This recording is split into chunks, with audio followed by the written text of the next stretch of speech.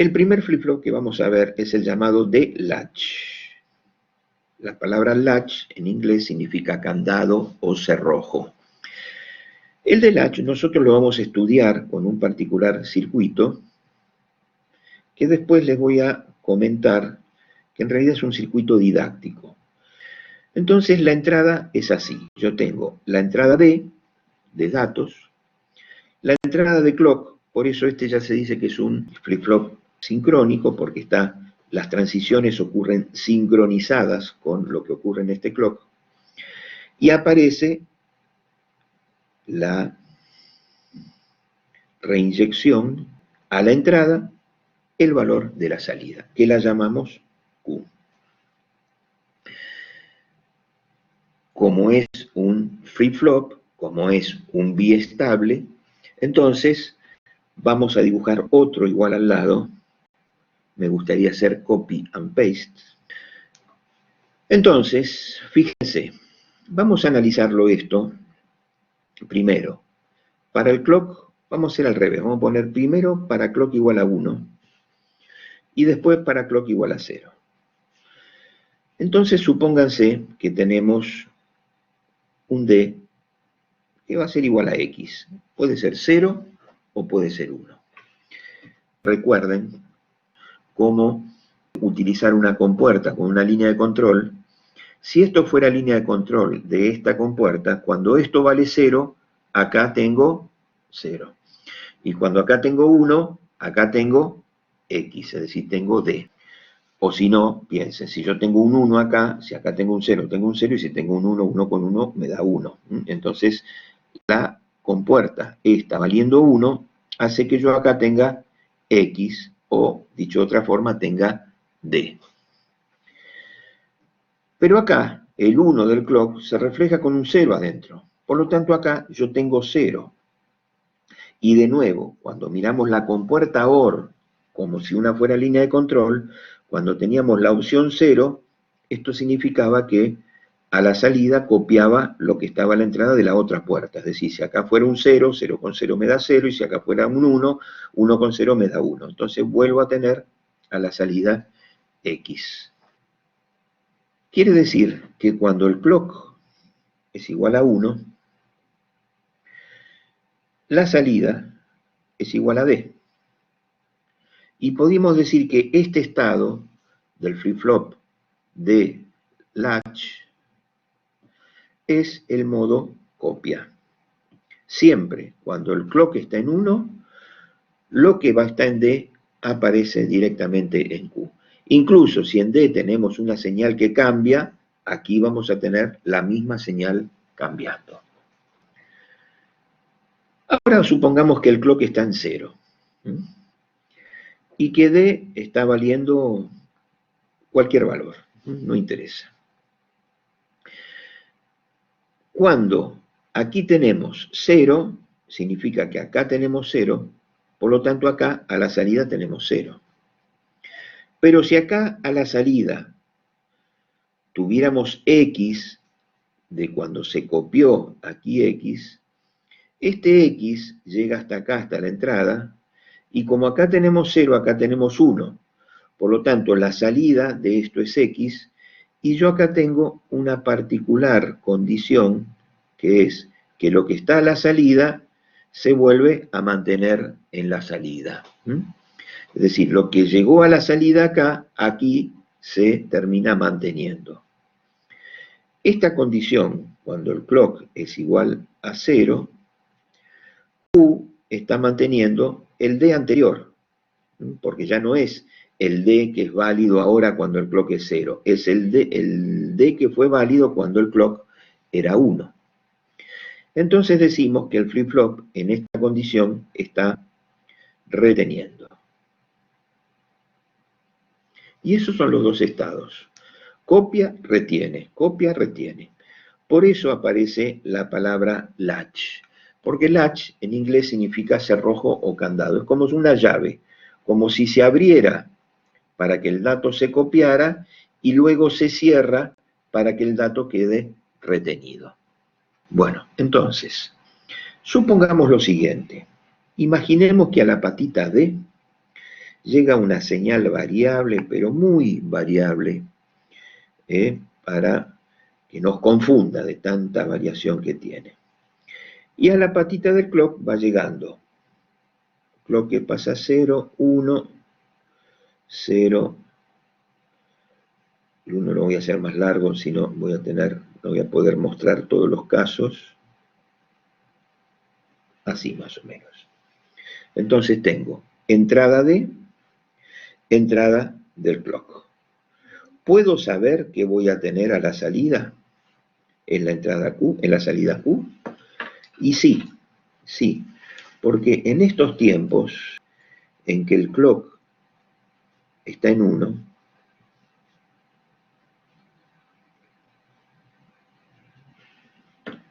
la salida, como dijimos, copia a la entrada. Entonces acá donde yo voy a tener 0, 1, 0, es decir, este 0, 1, 0 que está a la entrada se copia tal cual a la salida. Acá, casi lo mismo. 0, 1, 0, pero ahí terminó con un cachito de 1. Y acá arranca en 1, 0, 1. Quiere decir que mientras el clock está en 1, Q es igual a D. Q es igual a D. Y cuando clock pasa a 0, se retiene el D anterior. Quiere decir que a partir de acá se retiene el valor hasta que llega el próximo. A partir de acá se retiene el valor hasta que llegamos a la próxima copia. A partir de acá se retiene. Acá adelante, en realidad, no sabemos qué valor va a tomar porque no sabemos qué fue lo que se retuvo cuando el clock por última vez valió 1. Pero a partir de que tenemos un 1, entonces ahí sí el funcionamiento del flip-flop de latch es este, copiando y reteniendo, copiando y reteniendo. ¿Está? Como dije hace un rato, si esto lo tratan de implementar en el Logisim, van a ver que a veces funciona y a veces no. ¿Por qué? Porque para que esto funcione con circuitos reales, los circuitos reales no son inmediatos. Es decir, si yo aquí paso de 0 a 1 y comienzo a agrandar el tiempo con una lupa, yo vería que en realidad el pasaje va a ser más o menos de este tipo. Claro, capaz que estos son nanosegundos, y si esto es un segundo, yo no voy a poder ver esa precisión de esa redondez de la curva si yo la miro en nanosegundos. Entonces yo lo voy a ver como un frente vertical, recto, perfecto. Es lo mismo que si yo tengo una superficie que yo la veo y digo, pero esto está completamente plano, pero lo miro con un microscopio y ahí veo que está lleno de puntas. Y yo digo, ¿dónde están estas puntas si yo lo siento plano? Bueno, esto es lo mismo. Si yo lo miro con una graduación del segundo, yo la voy a ver perfectamente derecha. Pero si yo comienzo a estirar el tiempo y mirar a nivel de milisegundos o microsegundos, en un determinado momento voy a ver que está redonda. Entonces, para que este valor X, que está aquí, aquí y llega acá, para que este valor X llegue aquí, antes que este pase a 0 y se pueda retener, entonces ahí lo que va a ocurrir es que al momento de que ocurre el cruce, ¿cuál es el cruce? Cuando este pasa de 1 a 0. Entonces, si este pasa de 1 a 0, este tiene que pasar a 1 para que esta X llegue acá. E incluso estamos pasando por un inversor que va a tener un pequeño retardo. Entonces, lo más probable es que en el pasaje de 1 a 0, este llegue primero a 0 antes que este se ponga en 1, por lo tanto es posible que tengamos un 0, 0 acá, antes este baje a 0, realimente a 0 y no se termine de almacenar el 1, el hipotético 1 que puede haber llegado acá. Es decir, podrían ocurrir esos transitorios, esas inestabilidades, aunque acá es un transitorio en realidad. Por eso el circuito real, si ustedes googlean, el circuito real que van a encontrar es este circuito. Es decir, es un circuito donde tenemos internamente un flip-flop RS y le agregamos estas compuertas para adaptar el funcionamiento del RS al flip-flop de latch. ¿Funcionará esto como el flip-flop de latch que acabamos de ver? A ver. La situación de retención en el RS es cuando yo tengo 0 y 0 acá. Si yo tengo 0, 0 acá, yo estoy reteniendo lo que se configuró antes. Si hubo un 1 acá, va a haber un 1 acá. Al pasar a 0, 0, se retiene el 1 acá. Si hubo un 1 acá, va a haber un 0 acá. Cuando pasemos al 0, 0, se va a retener el 0 acá. Bien. Entonces veamos, ¿qué pasa cuando el clock es 0?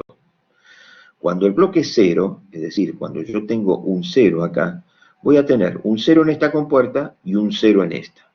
Como son compuertas AND, 0 y 0 me genera 0, 0, quiere decir que efectivamente cuando el clock es 0, el RS está en 0 y está reteniendo. Así que hasta ahí estamos en un total de acuerdo con lo que pasa en este flip-flop que es el que hemos visto nosotros. Bien. Ahora, ¿qué pasa cuando el clock es 1? Cuando el clock es 1, yo tengo un 1 acá y un 1 acá. Quiere decir que la salida depende de lo que pase en la otra patita. Entonces, si en D yo tengo un 0, voy a tener un 1 acá y un 0 acá. Quiere decir que con D igual a 0, yo tengo un 1 acá un 1 acá y un 0 acá. Y recuerden que con un 1 acá y un 0 acá, el flip-flop de latch, el flip-flop RS, pone un 0 acá. Quiere decir que efectivamente un 0 acá genera un 0 acá, es decir, se copia. Y en cambio, si acá hubiese un 1, un 1 acá genera un 0 acá, pero genera un 1 acá. Por lo tanto, voy a tener un 0 acá y un 1 acá. Quiere decir que un 1 acá pone un 1 acá y por lo tanto pone un 1 acá. Entonces, de nuevo, este 1 se copia acá. Se copia por un procedimiento indirecto, pero se copia acá. Quiere decir que este flip-flop tiene este mismo funcionamiento, aunque acá no tenemos esa estabilidad. Si arman en el Logisim esto, van a ver que no va a aparecer esa inestabilidad que teníamos con este que está acá, porque no aparece este tema de tiempos. ¿tá?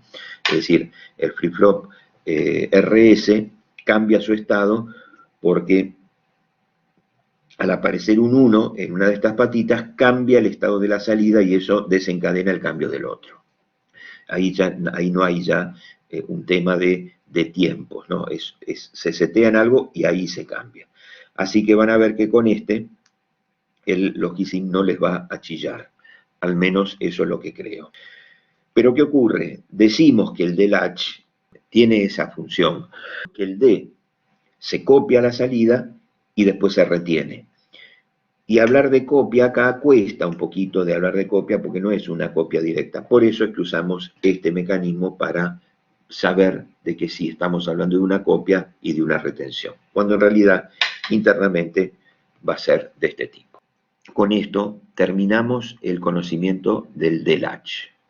Vamos a ver otro flip-flop que lo vamos a tener que usar en determinados circuitos que el D-Latch no nos va a servir.